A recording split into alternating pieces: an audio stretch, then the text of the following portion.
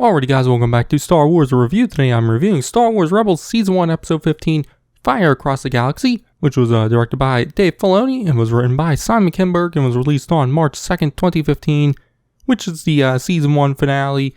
And I thought it was a solid, finale. Wraps up a lot of stuff from the season, obviously definitely from the previous two episodes, as the last three episodes are pretty much just kind of one arc, I guess.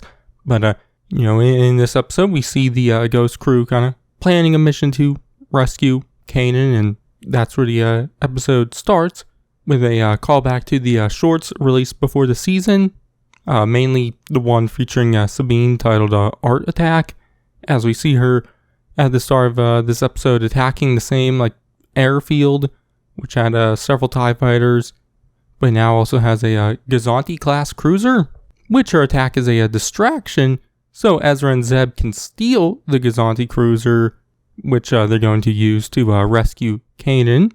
But afterwards, once they get back to the Ghost, they realize they need a TIE fighter also, which they exploded all the ones in the airfield, but Ezra says he knows where they can get one, which he and Zeb reveal the TIE they stole back during the fourth episode, which in that episode they said they destroyed it, but they didn't, and so they reveal where it is and whatnot.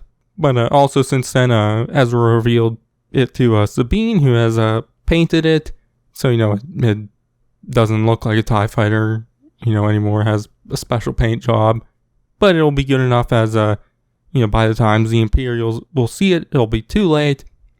So they take the Gozanti along with the TIE fighter, kind of hooked to the Gozanti, to Mustafar, which Kanan is still being held in Tarkin's Star Destroyer, so they never do actually go down to Mustafar in the episode.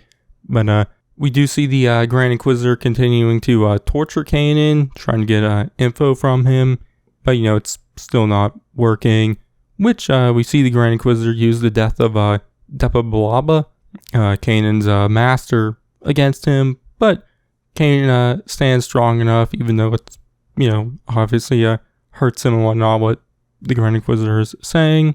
But I, enjoyed that little moment there. But anyways, back to the others. We see Ezra trying to sense Kanan to see if he's still on the Star Destroyer, which he does, and Kanan senses him also.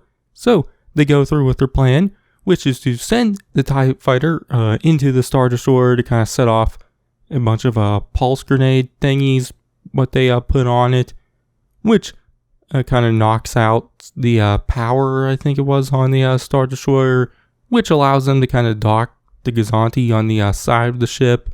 So, on the sensors on the Star Destroyer notice it. But they board the Star Destroyer, but, they think they're going to have more time. But Tarkin and the Imperials get the power back on quickly enough and kind of, find the Ghost crew. So the Ghost crew kind of have to outrun the stormtroopers, which we see them get past a door, which Ezra ends up locking, to get away from the stormtroopers. But the cell which was holding Kanan was on the other side of that door, so now it's going to be harder to get to Kanan. But they realize that there's a ventilation shaft above them, so Ezra can climb into that to get to Kanan, while the others lure away the stormtroopers, which I think is during this moment. We see Chopper in the Gozanti. Well, beforehand, we do see him say there's reinforcements coming from one of the other Star Destroyers in orbit over Mustafar. But in this moment, we see him talking to a hologram of Fulcrum, which is a very small moment. There's really not much to it. It's just pretty much Fulcrum being like, "Who the hell are you?" Which was funny, but once again, a quick moment. But it'll come back later in the episode. But we see Ezra get to Kanan's cell and rescue him, which they start finding their way back to the others, who are running out of time as more and more troopers are coming at them. But Kanan and Ezra get to the reactor room, where the Grand Inquisitor is waiting for them, which Kanan at this time doesn't have his lightsaber, so he borrows Ezra's and starts a duel with the Grand Inquisitor, which during it, Ezra notices Kanan's lightsaber on the Inquisitor's belt, so he grabs it with the Force, and so Kanan and Ezra both duel the Inquisitor, but eventually the Inquisitor knocks Ezra off the catwalk area, which upsets Kanan as he thinks Ezra is dead, which, it also allows Kanan to fight better by saying, he doesn't have anything to fear anymore.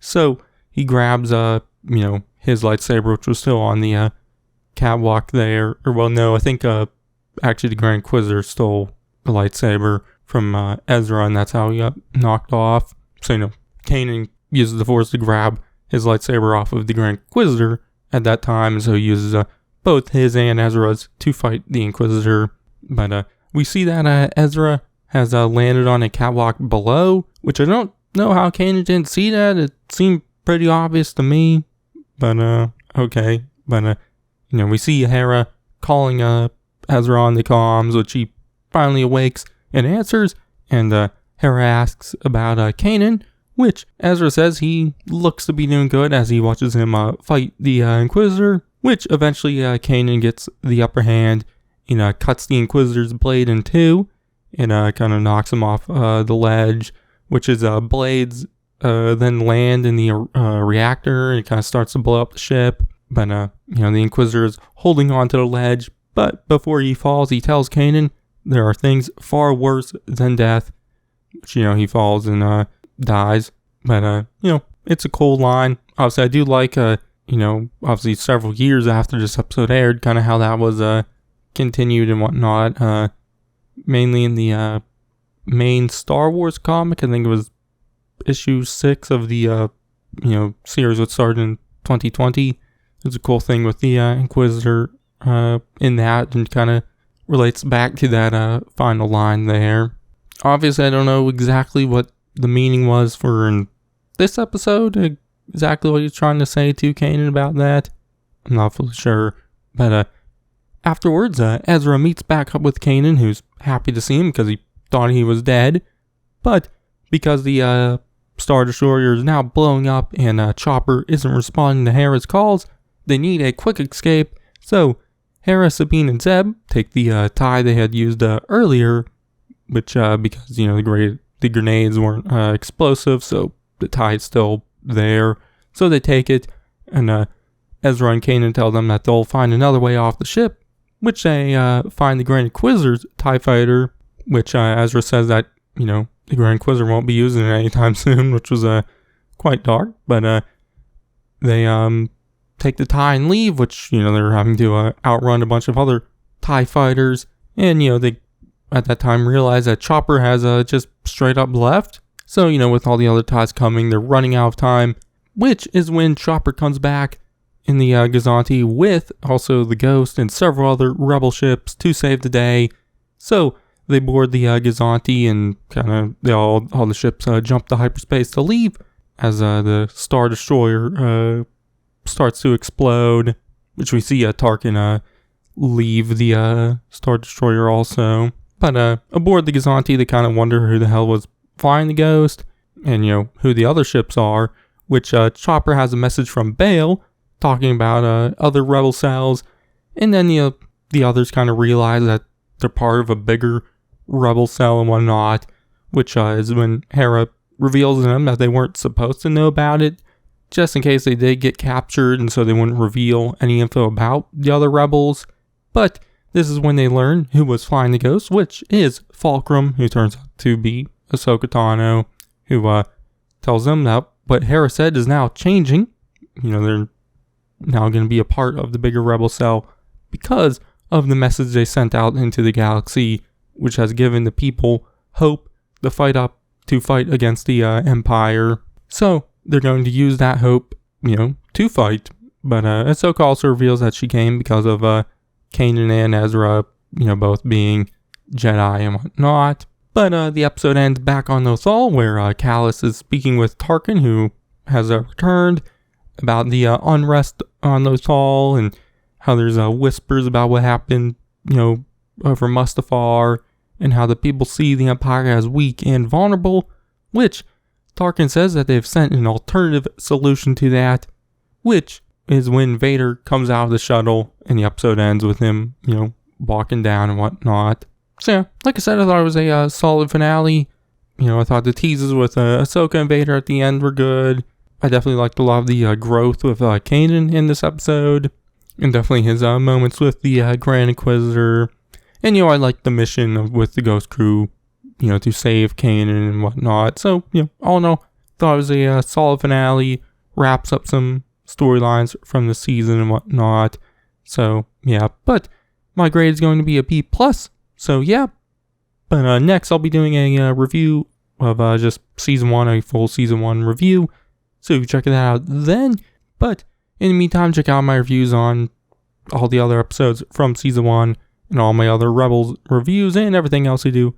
But I've been Star Wars Review, and I'll catch you guys in the next one.